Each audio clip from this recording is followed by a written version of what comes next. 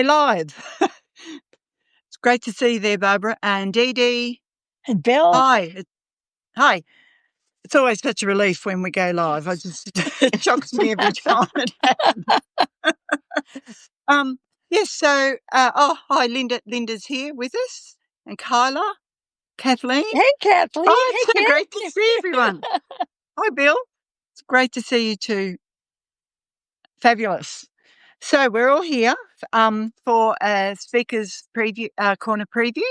I'm Jennifer Jones, and I'm from Tracking Down the Family. And I have two wonderful guests with me today, which I will introduce you to in a moment. But first, for anyone, hi Leslie, anyone who doesn't know what Speaker's Corner is, this is our third session. We're monthly, and it's a Projectkin event, and we have two guests come along every time and speak to a theme, but they have their own topic. So I just think it's always amazing how the themes cross over, even though they're usually completely different, as you'll find they are today. So I'll introduce you to my guests. I have two wonderful and much-loved Projectkin guests today. Diane Burley from Musings of a Storyteller, who I'm sure you all know, anyone who is around Projectkin would know, and Laurie Olson. They're both wonderful storytellers and very active in the Projectkin community. So it's really great to welcome them. So they are going to give us today just a preview of what they're going to talk about later in the week when we have the Speaker's Corner event. So I always worry about who to go to first. It has worried me right from the start. Not me. Well, actually, it's not you. I decided what I'm going to do for every Speaker's Corner is go alphabetical with a Christian name. Just so I feel bad when I ask someone to go first and I don't ask the other one. So over to you, Diane. Would you like to tell us about your story? You're the lucky first. Thank you so much. Well, first, I'm really, really excited to be here with you all. I'm new to this whole family history genealogy. My background is as a reporter, and then I ended up in the tech world as an editor in tech. And so a few years ago, I got to resume writing for my soul instead of writing to feed my family.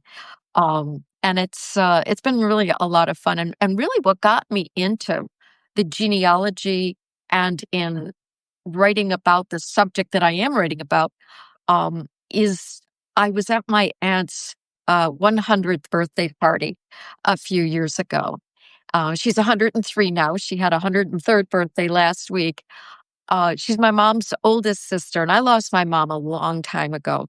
And when you lose somebody, the mother, I think, more so than even in the father, so young, you get displaced from all the family stuff.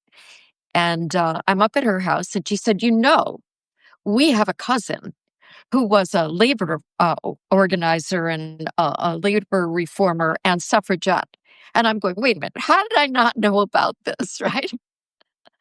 I wrote I was editor-in-chief of Executive Female Magazine. I mean, I could have used this information about 35 years ago. So that's what really was the precipice of me getting into family history. And I started diving in to learn more about this really phenomenal woman who I'm going to talk about more on Thursday. But what she's given me is sort of a cornerstone. She's both my subject and a mirror. I watch, and as I find out more about her, I'm learning more about myself. And I think that from listening to you all who are involved in genealogy, I think that's something that you all are finding, which is what my sister says to me, why are you digging into all this family history? We've all had that question. I don't know, but I'm obsessed now. I'll just interrupt for a sec. Barbara just said, aunties are so special, elders are amazing, and a 103-year-old auntie is amazing. Yeah. You know what? I'm so privileged because when you're doing research, I can read it. I can read what happened in a given time period. But Yeah. really, having been born in 1922, she's closer to this Leonora Barry, who was born in 1849. In many ways, she's closer to that cohort than to modern day. So she's really been this phenomenal bridge, being able to tell me what was it like before there was so much technology and running water inside. I mean, they lived Yeah. in the country, in a country house. Yeah. So she in the same North Country of upstate New York. So they lived in the same town. So it's really been terrific to Yeah. have this bridge. Yeah. Oh, absolutely. And she's close enough that Leonora really would have felt like her family. You know how you get that distance going out, and they're your ancestors. But Leonora, I think, would have really felt like her family, wouldn't she? Just being so close. Very much so. And Yeah.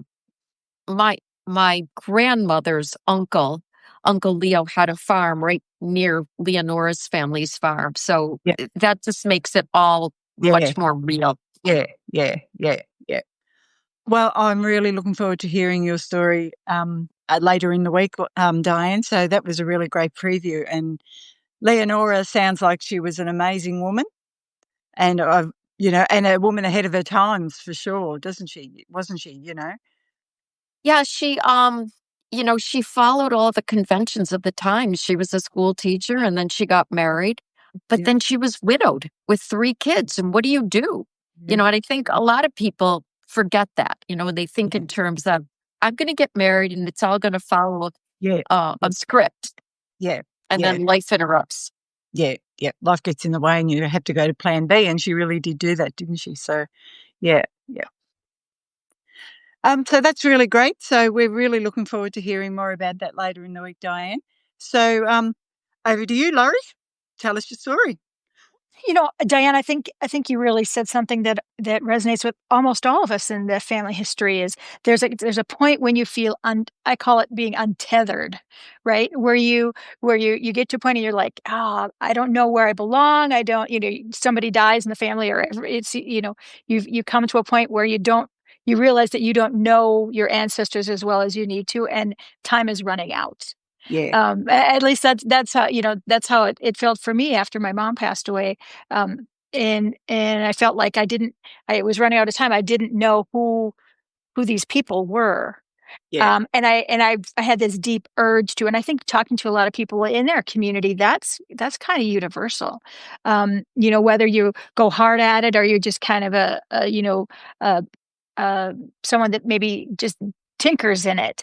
Yeah. I think there's that need in all of us to know who our family is, and to go beyond just the names. We have that conversation a lot, that it's not the names, it's the stories and the memories and how they relate to us. It is. Right. Yeah. And I think that's when Jennifer asked me to do this, and she said it was going to be about legacy, and legacy is such a big word, right? It is. And Diana, you and I have talked about that too. It's like, how far do you go? My talk on Thursday is going to center on my grandparents and this goblet collection that they had, and they built it over the course of their entire marriage, and when I think about the legacy of them, it's very distinct. But then, I'm not getting any younger, and I've got a huge collection of goblets sitting right over there, and that legacy is starting to get a little heavy for me. What do I don't want to break it up, but what do I do with it? Yeah. And I think those are kind of questions that everybody asks or has in their head, and some of us ask them and track them down a little bit more. Yeah. And I think on that, what do I do with them? It's also, oh goodness, what's going to happen to them?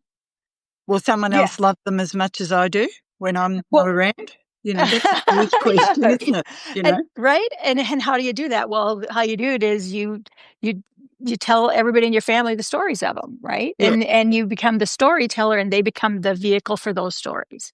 Yeah.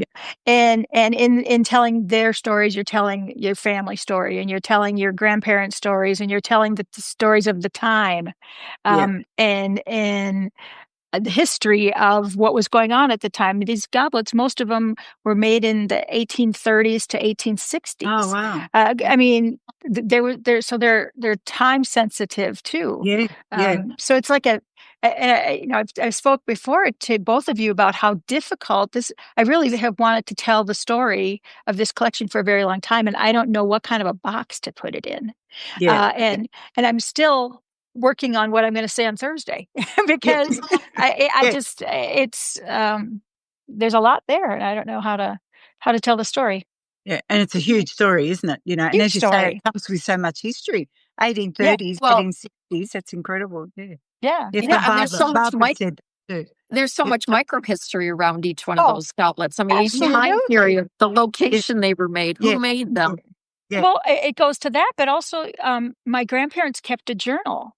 And so whenever they would buy a new goblet, they would put in their where they got it, how much they paid for it, what the goblet was, what they were doing when they, so it'll say, we bought this on March 2nd of 1860 or 1962 in Tucson, Arizona at the Blue Bonnet Antique Shop, and so you can put it on a map where each one of these goblets was found. And if you talk about microhistory, how did a goblet that was made in Philadelphia end up in California in 1964? As Barbara says, who carried it out there? Wow. It's amazing. It's amazing. Oh, hi, Kathy. Kathy Stone says that is so cool. Sorry, I've missed quite a few of you as you've popped in, but hello to everyone and thank you for coming along. Yeah. But the other thing is, as you're mapping that, it's a history of their life, isn't it? Absolutely. Just with these simple little objects. And their romance.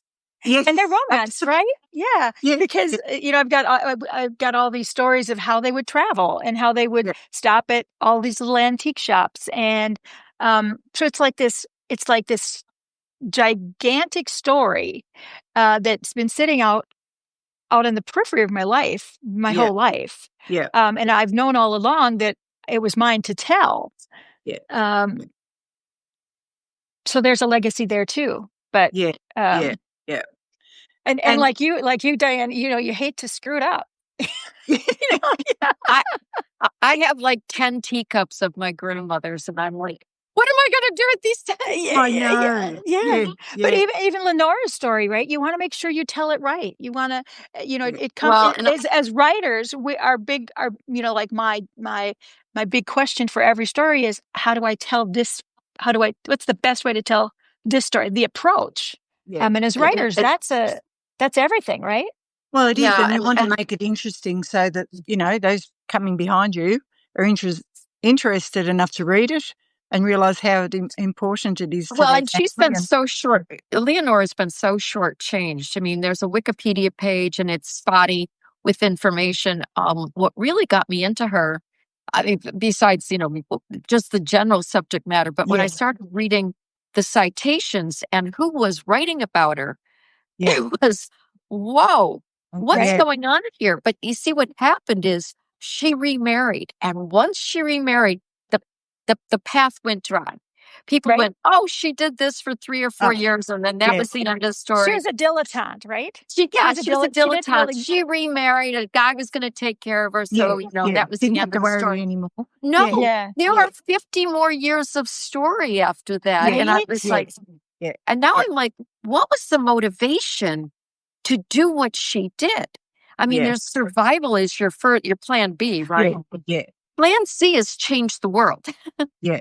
Well, but she found her calling, right? Yeah. Yeah, she did. She did. And she found the legacy she was meant to leave. Again, that big word.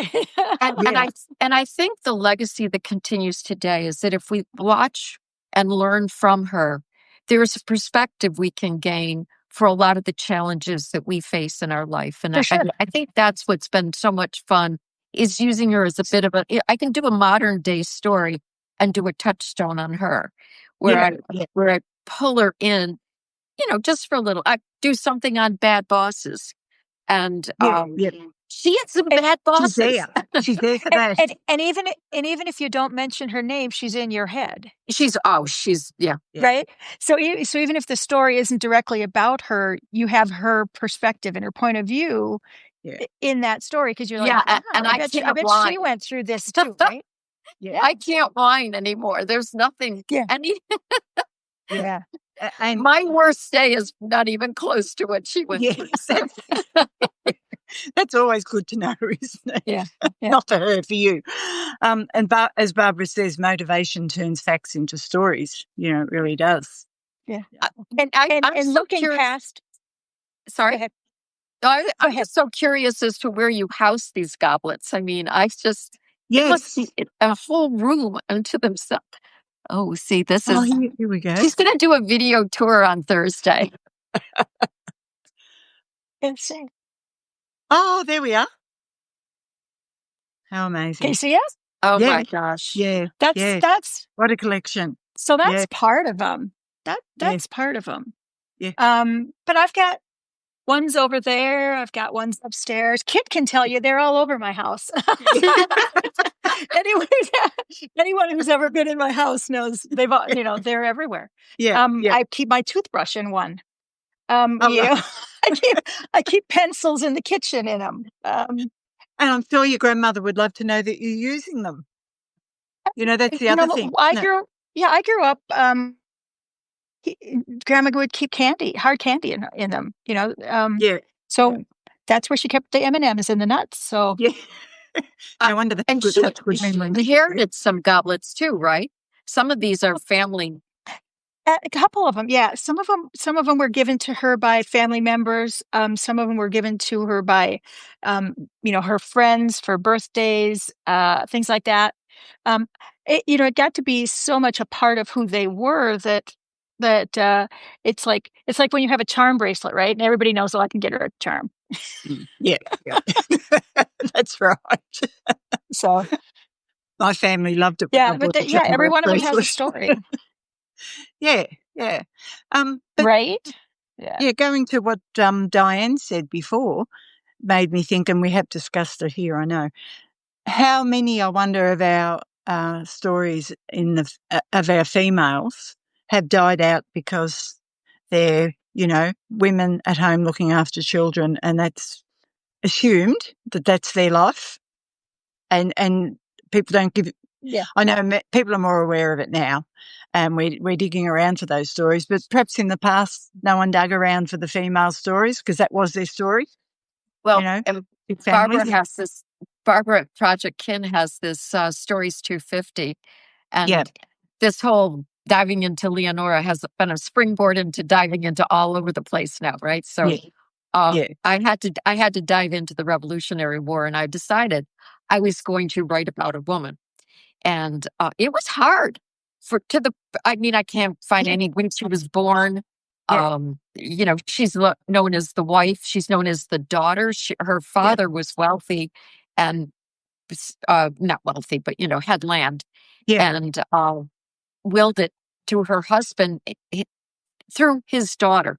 She's nameless. That's the person with no name. And meanwhile, she's having 5 babies during the Revolutionary War. She's got soldiers pounding on the door, begging for food or demanding and food. no husband around, right? Yeah, exactly, yeah. And I'm like, why is there a statue for this lady? They are often nameless, aren't they? And in the records, the wife of so-and-so died. Yeah. But Kathy Stone has just said, I have a large box of Depression-era glass that my husband just brought back from, is PA Pasadena as a guest by an Australian? Pennsylvania. Oh, Pennsylvania. When he moved his mother into care, anxious to see what is in it. Yeah. A big Depression glass is beautiful. Yeah. Yeah, right. I've got some books, Kathy, I can recommend. Oh, there you go, Kathy. Have you had to dive into all this? I mean, have you become like an expert on glass? Can you go out and identify now? Yeah. That's No what's doubt. cool, right? You're like a glassologist. For sure. Yeah. Yeah. And I'm sure Yeah, I back don't the other know. way. Obsessive might just be the word. Yeah. Yeah. Yeah.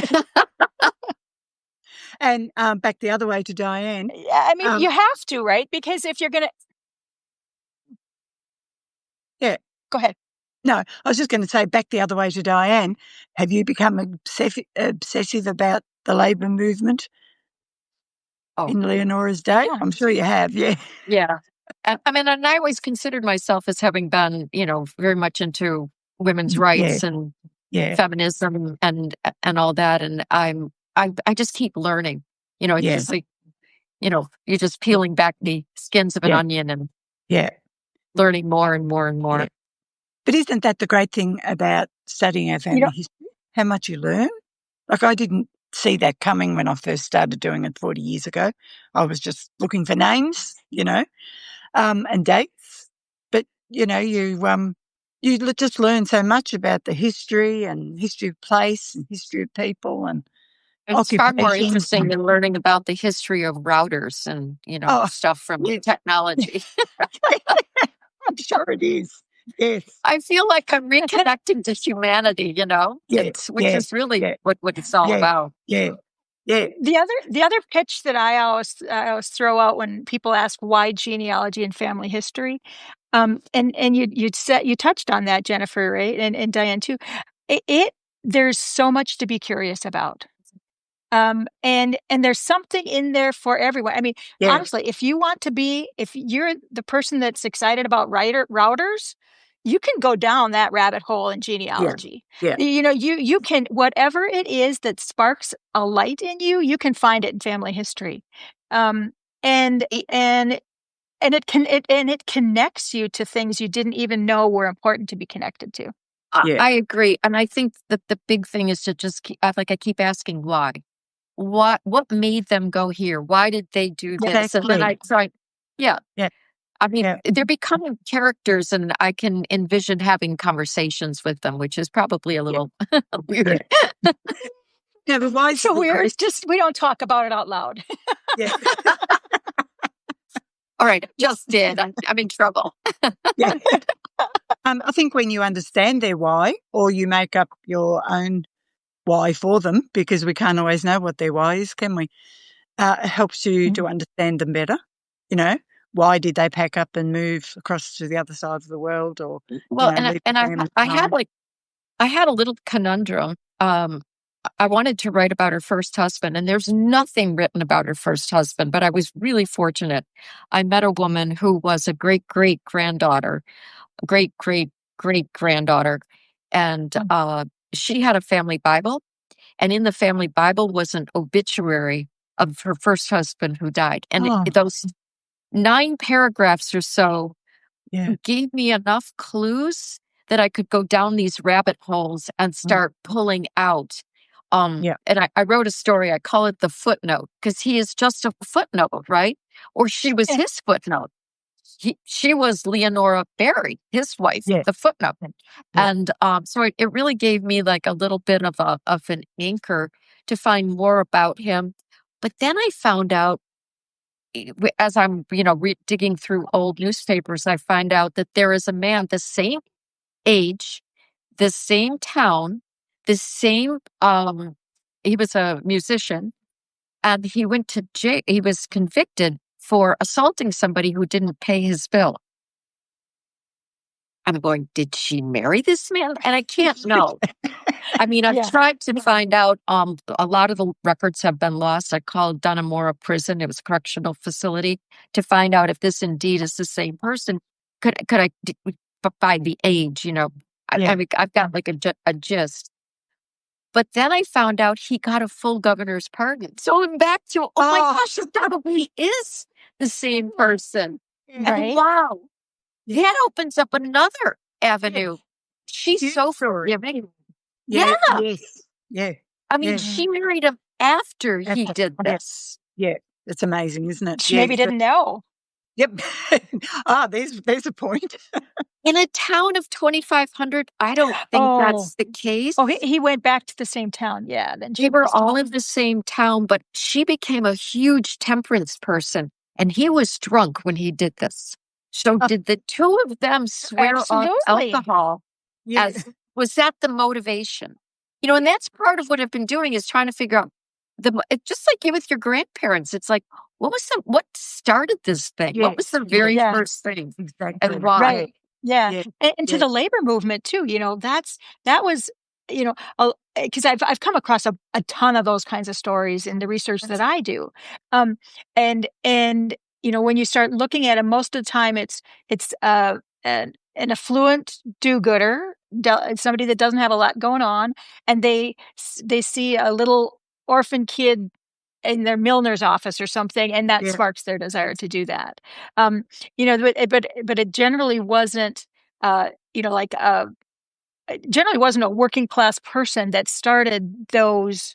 They didn't have the time, they didn't have the influence, they didn't have a lot of times they didn't have the communication skills. So that I mean, gosh, if you could find that, right, that opens everything up. Like, what did she see or experience? Oh, I know. I'll tease you. On Thursday, I'll tell you more. Oh, it's easy to Thursday. Perfect. Man, hand in glove right there. Man, I couldn't have done that even better if I knew. Oh, well, these are just such wonderful stories. And I think everyone out there can just hear the joy in your voice, both of your voices, of telling your stories about your family. And we don't, other than writing, we don't always get the opportunity to do that. And especially to an interested audience, which we will have at Speaker's Corner later in the week. It's that last part that I have trouble with. Yes. Hey, I agree. Me too. Absolutely.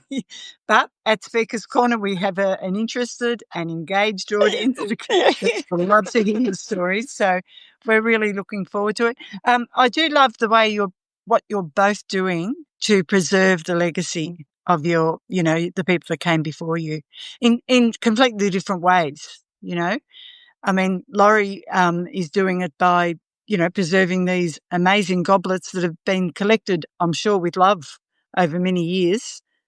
And Diane's Leonora's legacy is being continued on by Diane's writing. And I just think it's incredible that you're doing this. Yeah. So what I wanted to do about now before we leave, Barbara usually does a little heads up to what's coming during the week. So I thought I'd do that, and I hope I don't mess it up, Barbara. We have Mission Genealogy coming up on Tuesday or Wednesday, depending on where you are in the world. And Mission Genealogy is where you can come along and bring your office hours. It's the office hours segment. You can come along and bring your questions about Substack, annoyances, things you wonder about. You're not sure whether you're doing it right, not sure even how to do it. That's me sometimes. And Barbara will always put us on the right track with that. So that's coming up on Tuesday, Wednesday, and that rotates between Pacific and Atlantic time. And this week, a friendly time for Pacific and Atlantic. And so this week it's the Pacific friendly time. So then we have Speaker's Corner on Thursday, Friday. So Barbara will pop in the links, the times for us for Speaker's Corner and for everything else. So, and as Barbara says, everyone contributes, which is exactly what is great about Projectkin. It's a community event for everyone. It's great. And I think that's about all I had to say.